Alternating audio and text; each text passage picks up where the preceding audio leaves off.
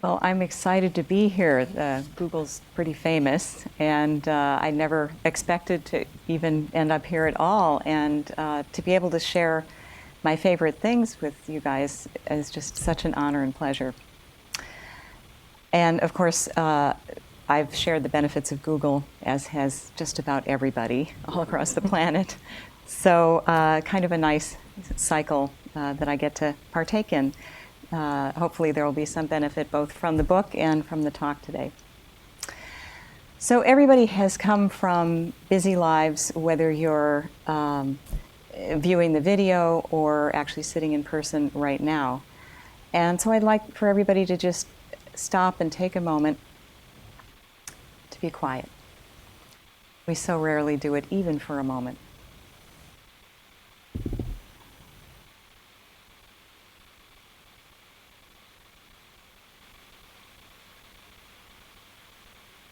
So while you're sitting here,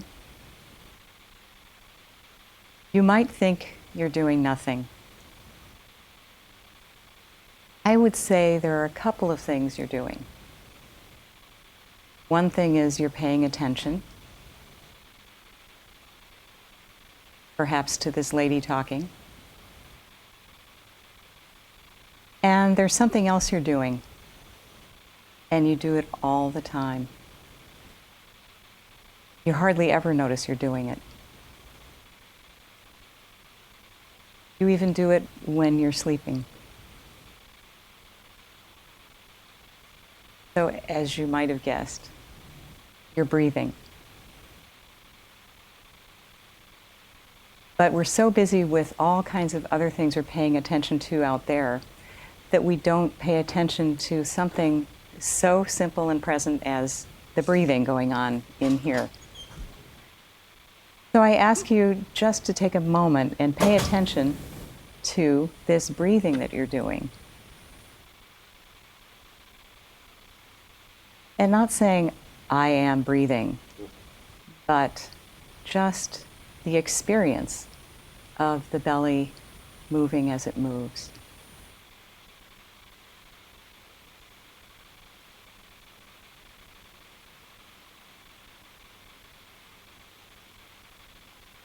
Or maybe you pay attention and notice the coolness in your nostrils, your mouth, as the air moves.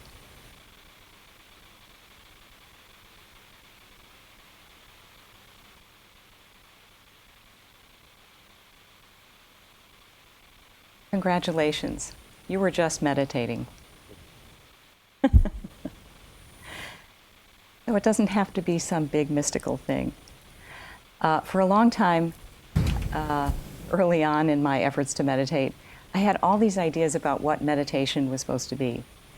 So I thought it was maybe some kind of hypnotic state, or I thought I was supposed to stop my brain. And the brain is a thinking machine. It manages, it handles thoughts. And it turns out those things were totally inaccurate. But I didn't get a chance to have meditation instruction for a long time. So I kept sort of having these misconceptions and thinking, I'm a terrible meditator, which, by the way, saying that mantra to yourself is not conducive to meditation. I've proven this. I've proven a lot of ways not to meditate, by the way. So another thing I proved was what happens when I don't meditate. So because I finally got so discouraged, because I thought, I'm just not meditating well. I'm not cut out for this. My mind wanders all over the place. I generate lots of thoughts. I'm just a terrible meditator. I'm wasting my time. Forget it. So I stopped even trying to do daily meditation. And I didn't notice it right away, but actually my life started to get more and more off track. And after 5 years of doing my personal experiment in not meditating, I found myself really off track in my life, not doing the things that really meant something to me and that were right for me in my life. And it happened by little tiny decision after decision. And we make thousands of those every day, actually. And they go by in a flash. And we don't even realize it. So not coming to myself every day and always having the lens turned outward, never turning it inward and just kind of taking a break on responding to outside things. It turned out that even though I was doing a bad job of it with just sitting with myself and just being quiet, I wasn't there then when that little knowing would bubble up. So what I always think of is like the 8-ball, that thing where you turn it up and this little thing bubbles up.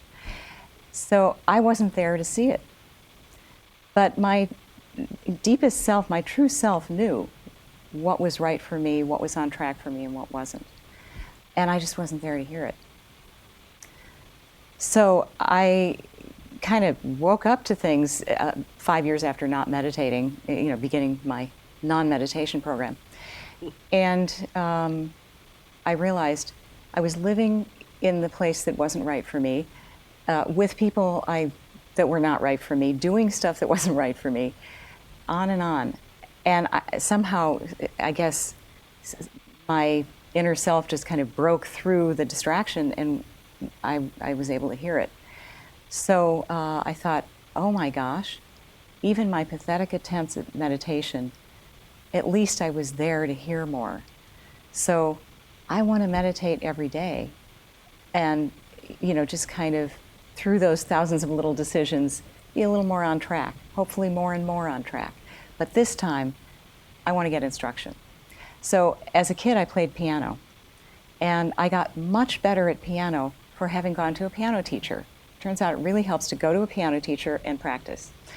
So I thought, maybe the same principle works for meditation.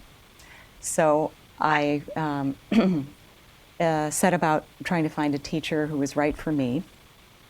And I made a list of the qualities I wanted. They had to be really highly realized, highly accomplished meditator, really knowledgeable in their tradition, and so on. And one thing I forgot to put on the list was must speak English. So he still doesn't speak English. He's a Tibetan Lama. And so I ended up having to learn Tibetan just to be able to converse with him. And it's a very difficult language to learn, but it turns out the same principles are at work. You can do it a few minutes every day, but it has to be every day. And sometimes having total immersion is very important. And that turns out also to be true with meditation. And total immersion in the Buddhist tradition is called retreat. So I did both daily meditation and retreats and studied with this Lama, and he really took me on. And I would try one practice, and it was so beneficial. I was feeling so much better and able to handle the challenges of life better. And even in the moment of life, for having been consistently meditating and doing these retreats, I got more and more excited about it, and I wanted to do the next practice and the next one, and one thing led to another, and as my kids put it, I was Laminated.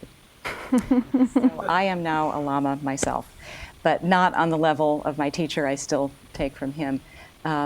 But I've certainly learned a lot, and I've had a chance to teach a lot and work with Westerners, and that's been really rewarding work for me. So I've been more and more on track for me.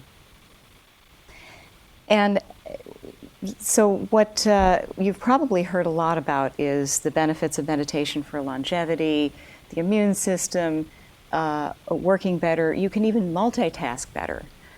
Because it turns out that your brain is actually, your conscious mind is only paying attention to one thing at a time, but it's shuttling very quickly.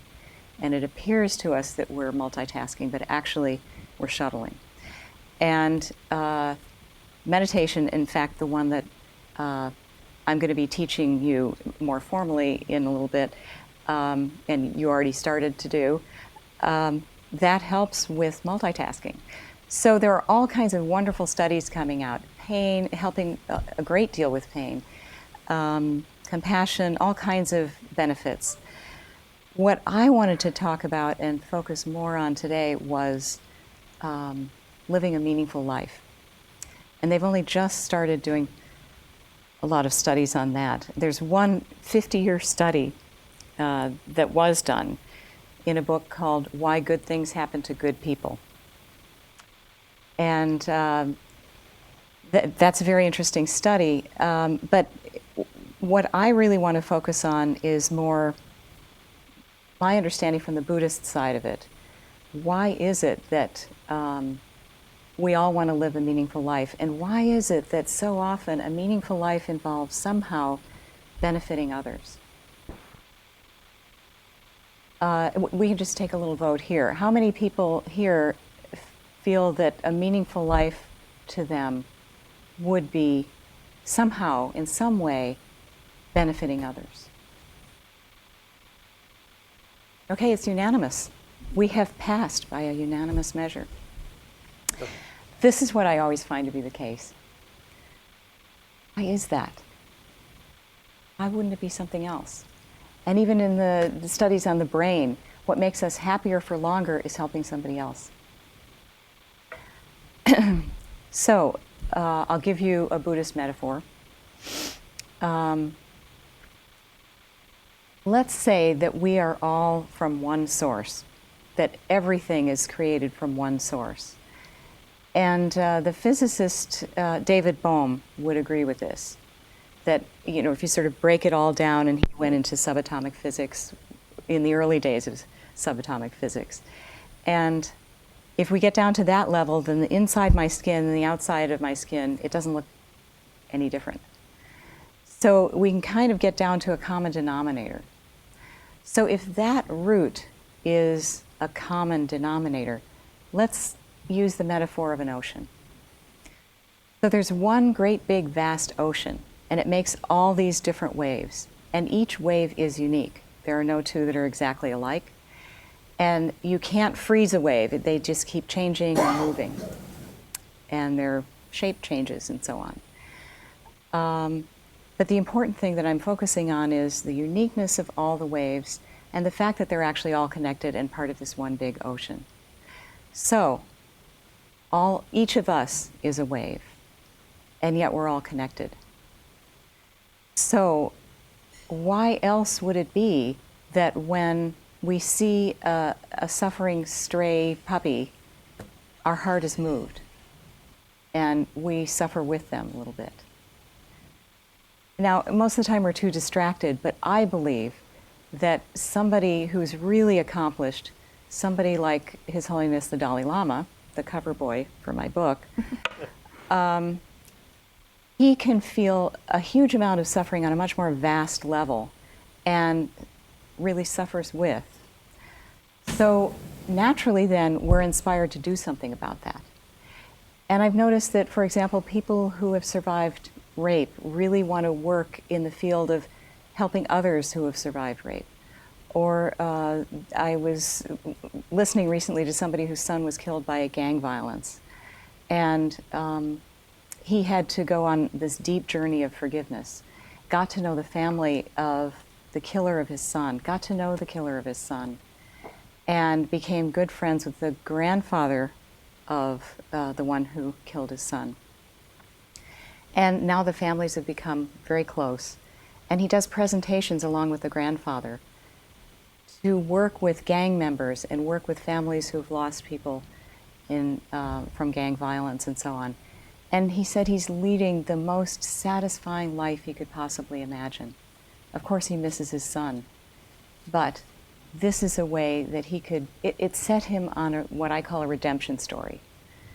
And I think we all have something like that. And somehow I know somebody else who spent 7 years in a very poor place, a year in a very poor place when she was 7. And she was so moved and felt such pain that she had a roof over her head and food to eat and they didn't. It set her on a path of helping bring benefit to everyone. And she's still following that today in her 50s. So how do we pursue a life that's meaningful? We want our lives to count for something, and whatever our unique gifts are as this wave, we want to bring that to all of the ocean and benefit somehow. How do we find that? How do we stay on track day to day? This is where meditation can be so helpful, and this is really what I'm more focusing on, rather than all of the other wonderful things you've probably read about in studies. So how does that work? A couple of things. There are many things I could point to, but we don't have a lot of time. So one thing I can point to is when you sit quietly and you're not responding to the stuff on the outside, you're taking a break, and even the stuff that you normally have to think about and plan about regarding your work. And I think that's true for a lot of people here. You know, it's mental work that you're doing a lot. To take a break from that. First of all, I have a lot of mental work, you know, writing books, teaching, that kind of thing. Working with our retreat facility that we're building and so on. But taking a break from it and saying, I don't have to think about that right now. I have a few minutes where I'm going to take a real vacation. So you can take a daily vacation every day, but a real one. Not spending a bunch of money to go to a beach or, you know, have drinks with parasols or whatever, and then still your mind is churning, but a real vacation. And when you do that, it's like you get to look into a pond that normally is all stirred up, and there's silt all through the water, and the waves are churning around. You let that all settle, and the silt settles, and the waves settle a little bit. It doesn't have to be perfect, but we can see more what the water really is and what it looks like all the way to the bottom. So that's what we can do for ourselves in just a few minutes a day. The key is to do it every day. I learned this with practicing piano, and I learned it with learning Tibetan. It's about doing it every day, even if only for a few minutes. And you will make progress. There's a handout that shows the different stages the brain goes through in the process of forgetting and remembering. Because what you find you do over and over again in meditation, I'm going to make this prediction right now with confidence.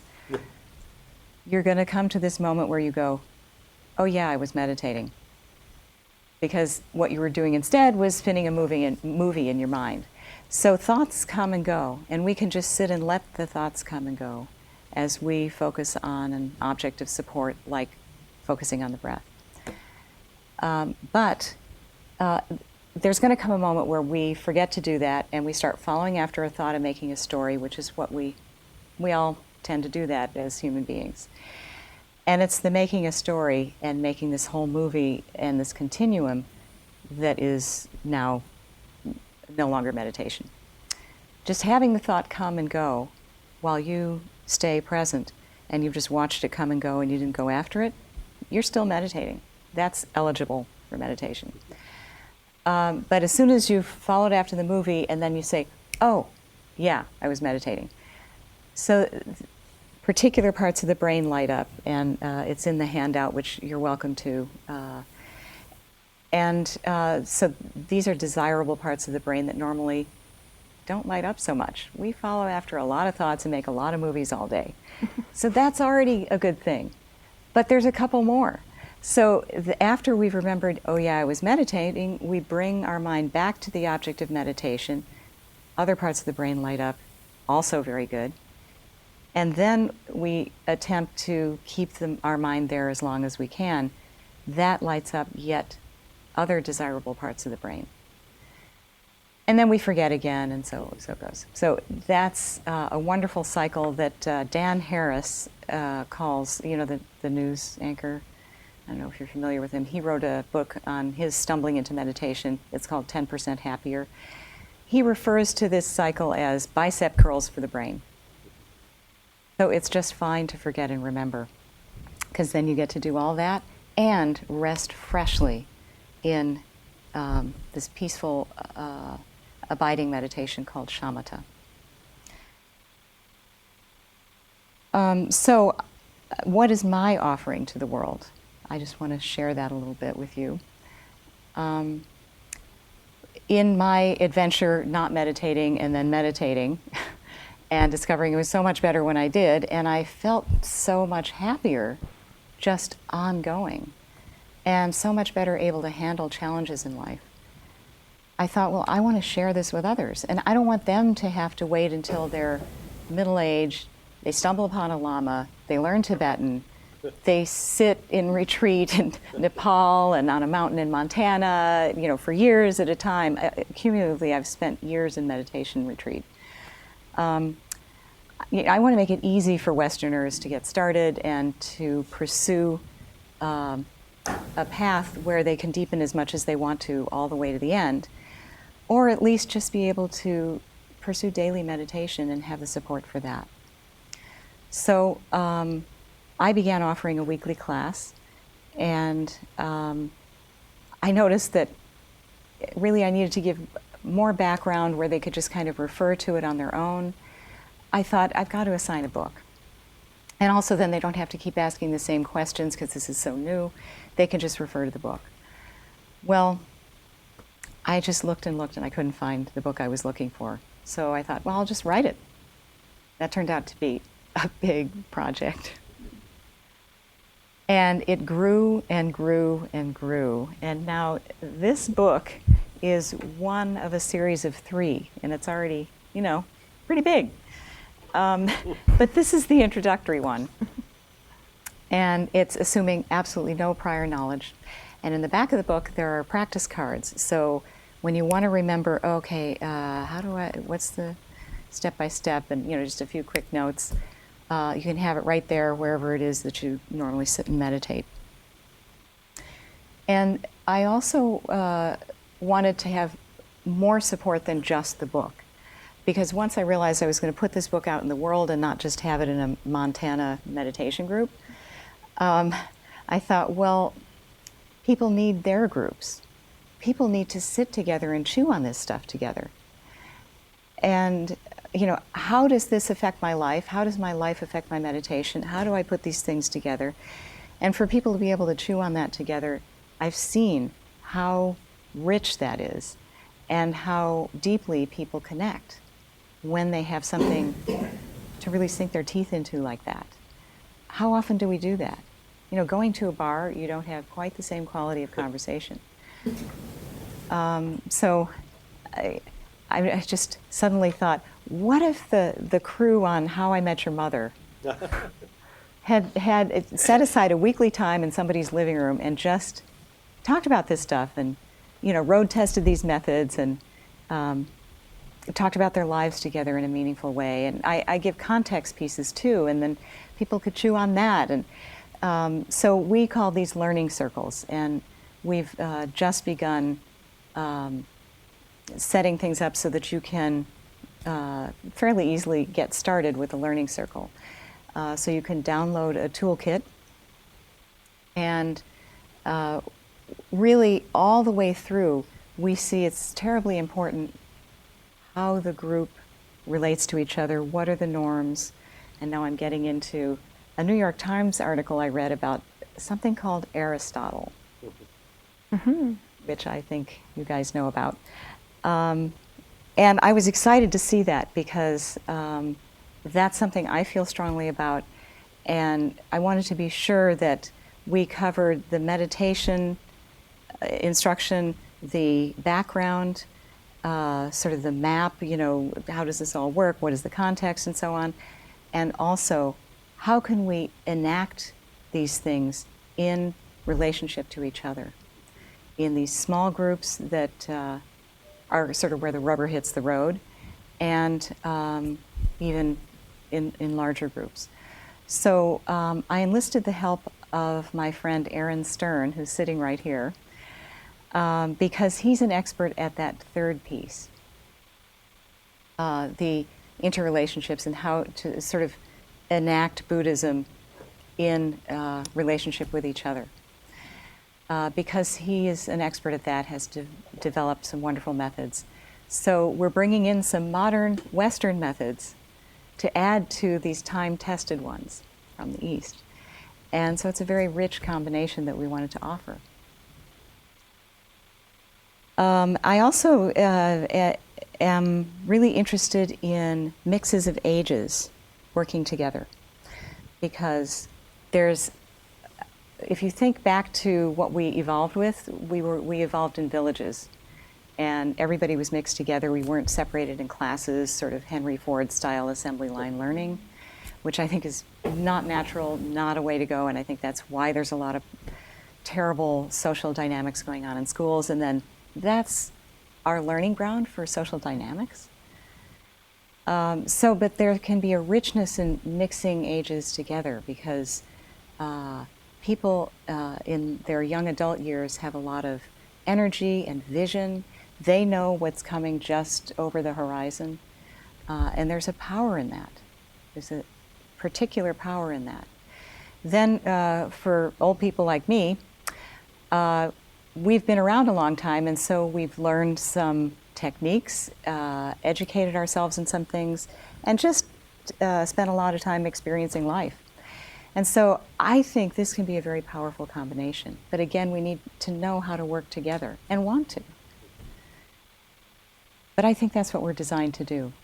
And at this time in the world, we all need to get together and bring all of our superpowers together, our individual ones as unique waves, and our different demographics, all of it to come together to solve the very big challenges of this time. I think we're ready for some question answer, and then I will more formally teach you shamatha practice to finish up the session. Thank you very much. I have so many questions. I was writing ferociously. Your page is full of writing. It's really cathartic to write by hand and not be typing for once. I need to take a few notes back to my desk. So you touched on this at the sort of the end with Project Aristotle. And I think we're fortunate enough to work at a place that supports, developing a practice of mindfulness, through things like GPause and Search Inside Yourself and having beautiful meditation rooms. But it still is very much an individual process. It's very much an individual journey, unless you're lucky enough to find a teacher. And, the general rule of thumb at Google is don't be evil or don't be a jerk. Nobody wants to work with that person. But I'm wondering what your thoughts are on bridging the gap between, sort of this individual, really difficult, deep-rooted practice, and then bringing it to the workplace, and, not necessarily taking your whole team to the meditation room to meditate, but how can we, benefit, and how can our teams benefit from the work that we're doing individually? Mm-hmm. So at Namchak, we do have a meditation room also, and at lunchtime, people, whoever wants to, can go in there and sit and meditate. So there's that. But as you said, what about that gap? So I don't think you need to have your work groups also be your meditation groups. I think those who are interested could find each other. I bet you have technology for this. Where those who are interested could find each other. And I think a good size is like 6 to 8 people. And if it's more than that, there could be more groups. There could be lots of groups. I don't know how many people you have working at Google, but there could be many, many of these groups, and they can sit in somebody's office or a little nook in the cafeteria, whatever, and just decide, once a week, Wednesdays for lunch or after work or whatever it is, we're going to sit together and we're going to do the 8-week online course. We have an online course, and there are weekly installments, and so people could do that together, which would be really fun, or work their way through the book, or both, because not surprisingly, since I designed both, they're very similar, basically covering the same material. But the book gives you more background. It's got more richness to it, and so it's a good thing to refer to, at least on your own. And if you guys do set up learning circles, at least for the next little while, every time I come back to California, what I'd like to do is sit with learning circles and talk with people about what's your experience, how's it going on the cushion, how's it going in the group, and that kind of thing. The other thing is, I've convinced my friend Erin to put together a Saturday workshop for working on personal leadership, group dynamics. Again, rubber hitting the road in interpersonal communication in groups. And so that might be something that Learning Circle people would like, and people in just your work groups might also enjoy attending that.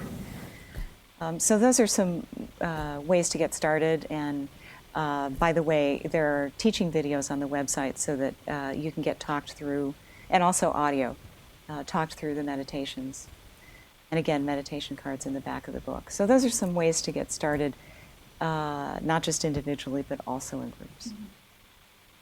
And based on your experience, obviously now you're immersed in a community of Namchak that is, a team of people who are obviously very passionate about this and dedicated to this. But sometimes we might be working with people who have no interest in mindfulness, and we all encounter people in our daily lives who don't necessarily find value in that. So how can you bridge the gap between someone who is dedicated to that and works towards that and might have a practice, and someone who is just at a different point? I guess, have you seen ways in which your communication and your ability to work with people of different backgrounds has benefited you through your meditation practice? Actually, at Namchak, we don't just have meditators. We also have people who have no interest whatsoever in meditation. We have the whole spectrum. We have people who are totally gung-ho and people who are never going to do that, practicing Christians. And by the way, I've taught people who are practicing Christians who wanted to learn how to meditate and use it every day. And they're still really practicing Christians. So there's a whole gamut, and we all really enjoy working together. Mm-hmm. And we have invited Aaron to come and teach us some of his tools developed and work with us and so on. And we've been able to then work together happily. That answers your question. Yeah. I had a question a little earlier on. One of the first things you said is, you realized I'm not a good meditator. I'm not good at this. And my assumption would be that most people in this room are somewhat interested or familiar with or have a meditation practice. And there are so many times when I've experienced this, I'm not a good meditator moment. And, you mentioned the value of just sitting and letting the water settle, even if it's only settling a little bit, and seeing what the water is and what's inside the water. Mm-hmm. But what if that doesn't happen? Well, I thought it wasn't happening, and that's why I stopped. And it was only in retrospect that I realized, wait a minute, it was happening more than I thought it was. So I think we Westerners have kind of a low opinion of ourselves, and it's rather unjustified.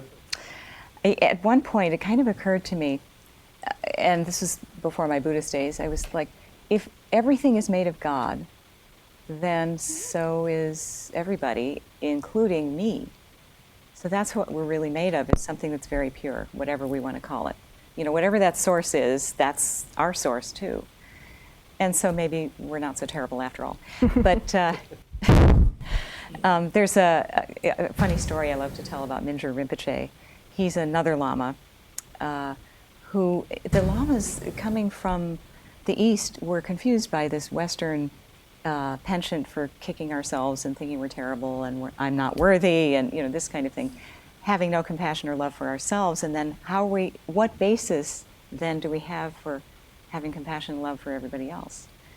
Love thy neighbor as thyself, even as in the Bible. So, then maybe that's why America falls so short of our aspirations to be a compassionate and loving country.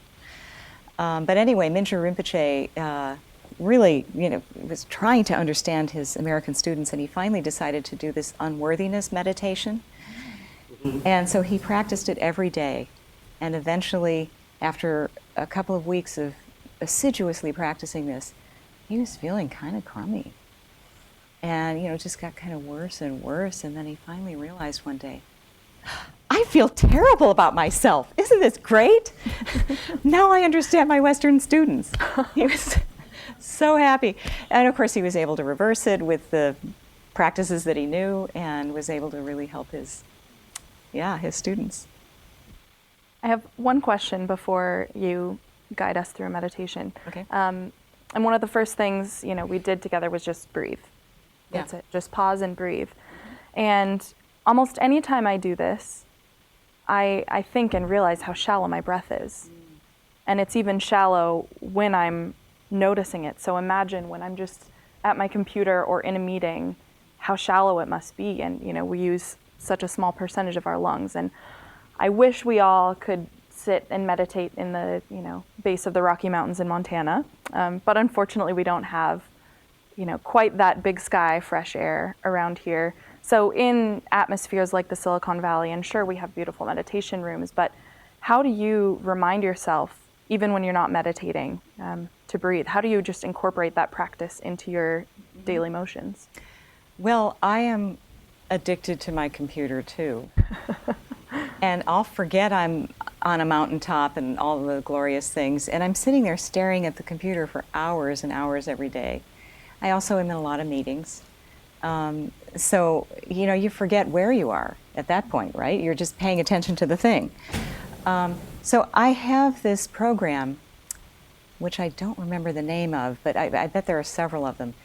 And it just flashes on your screen. You can still see behind it, and you can always click it to dismiss it quickly if you want to, but it also is a moment to just remind you to take a breath and actually resting your eyes and focusing them at least 20 feet away is really good for your eyes. It keeps you from going nearsighted, staring at a screen all the time. Your eyes aren't meant to be focused on one distance all the time. So for lots of reasons, you can set it for however timing you want. If you want it every hour, every half hour, whatever it is, that's a simple reminder. Also, if you do happen to notice that you're feeling anxious, it's impossible physiologically to be as anxious if you take a big breath and exhale. So we automatically sigh sometimes when we're anxious. And you could just do that even when your body might not have automatically done it. But if you just know about this, that's a moment you can take a big breath. And when you do meditate, you're not meant to force big breaths. It's supposed to be just quite natural. And I find I tend to savor in between in-breath and out-breath because it's just so quiet and still for that moment. I kind of savor that. So that's what I would say about that. Okay, those are useful. I wrote them down in case any of you didn't. You can come take my notes later.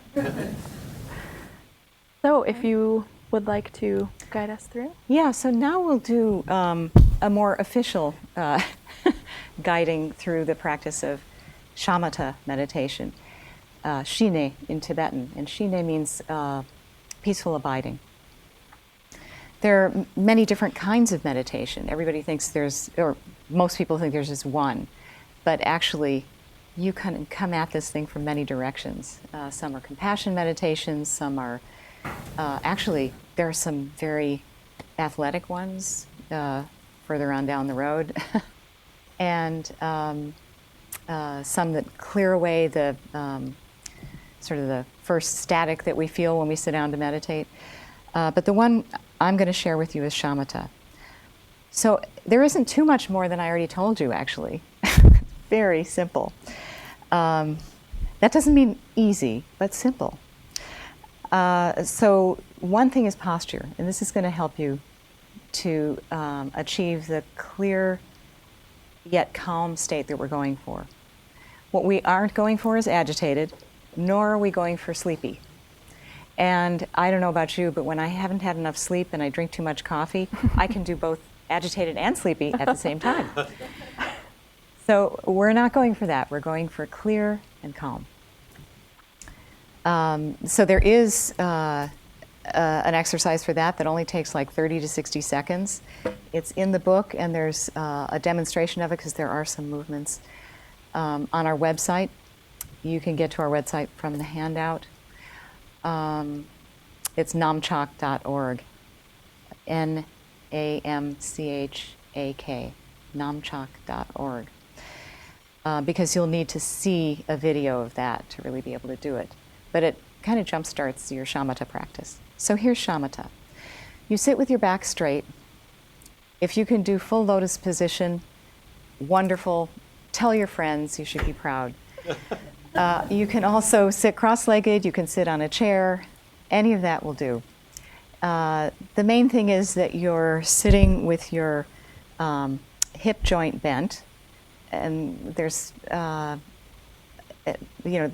happens with the prana, the chi, is helped by that. And then you need your back straight because, again, your prana needs to flow in a straight, open pathway up your spine. So you're sitting not with a taut, rigid spine, but supple and straight. And it turns out that hunching is actually straining some muscles more than you realize. And a favorite thing is to hunch and then have the head up and then go visit the chiropractor for your neck. So if you have your vertebrae like a column, it's actually less strain on everything. And you sit on your sit bones, whether it's a chair or cross-legged or whatever it is. If you are sitting on the floor cross-legged, it's important to have a little bit of elevation. Your rear needs to be on a firm cushion and your knees a little bit lower. And it just really helps you be able to sit straight comfortably, very easily. So that's important. And the visualization that I think helps for me is imagining that through the back top of my head is a string that's hanging from the ceiling.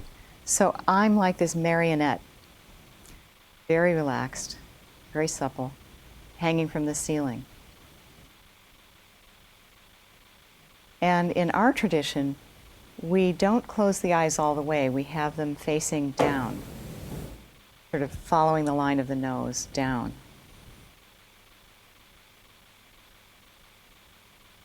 And your mouth is a little bit open.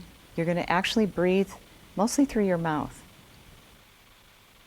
The tip of your tongue is touching where the upper palate meets the teeth, the upper teeth.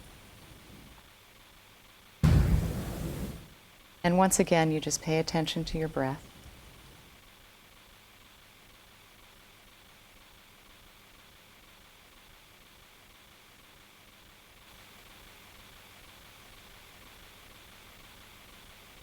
Again, it's the direct experience of the movement of your belly or the coolness across your mouth.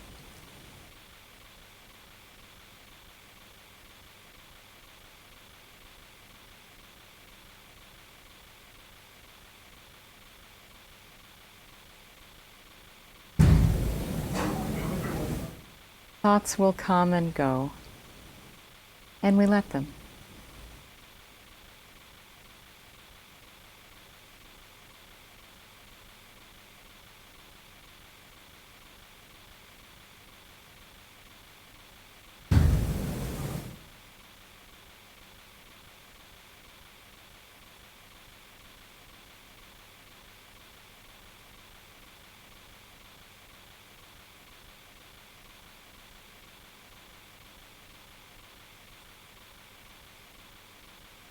You find you've been following after a thought? Good. That's more awareness than maybe you've had in years. Noticing that. And doing that bicep curl for the brain. Bringing your mind attention back to breath.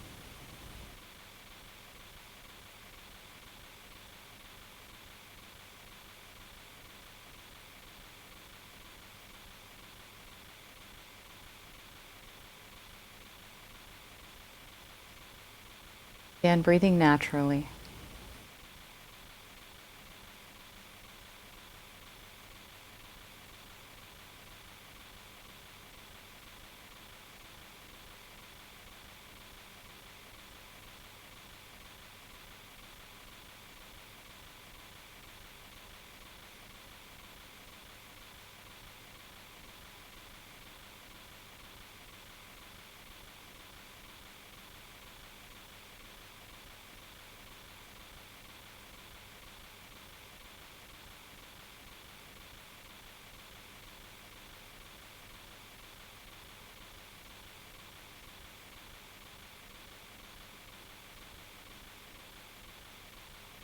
That was a quick introduction. And I'd like to follow through with more right now. So if anyone had their devices on, I'd like you to turn it off. You won't need to take any more notes. And I invite you to take a few minutes of real vacation.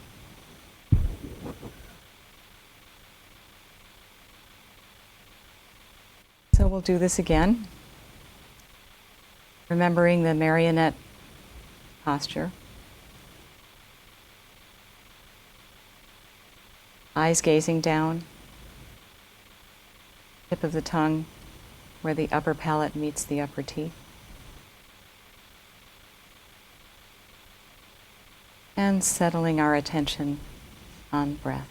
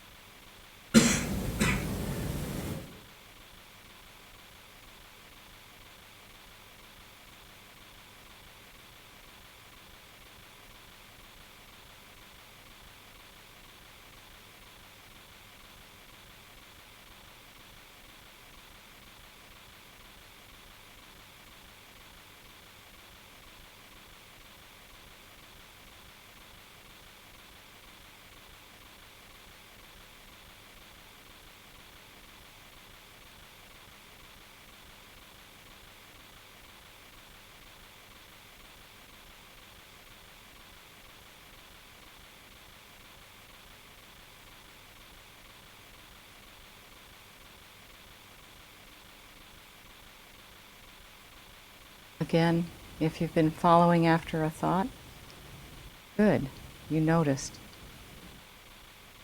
Bring it back and settle freshly back into shamatha.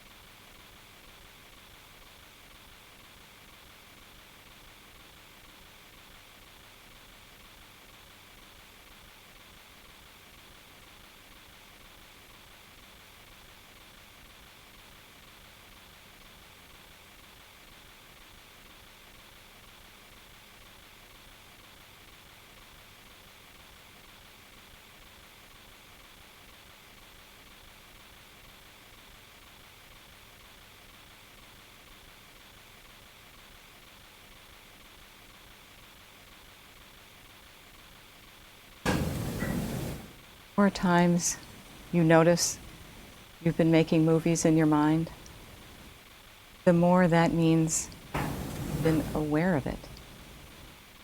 And the more times you can freshly come back to shamatha.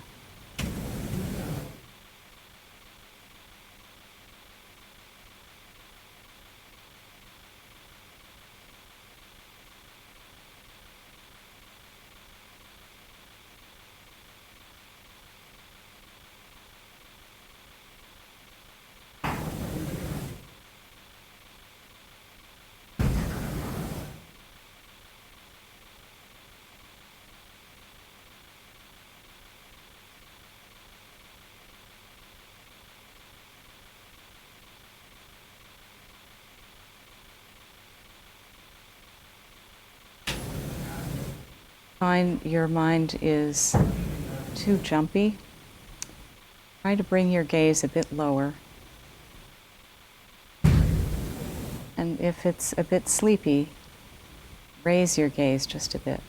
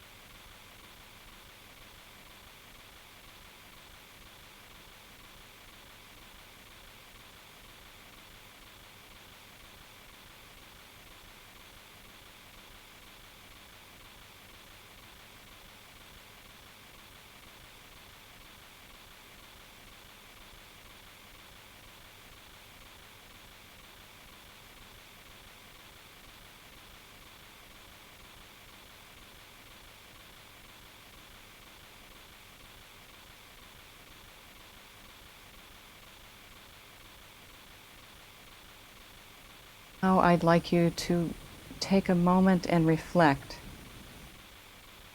Ask yourself, how am I feeling right now?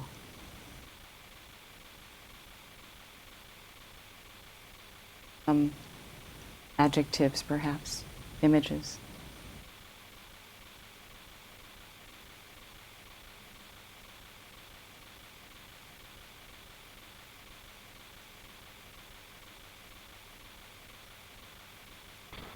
Whatever this is that you're feeling,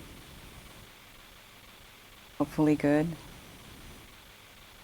I'd like you to savor it for just a moment more as I ring the bell. And you listen to the sound as it slowly fades away.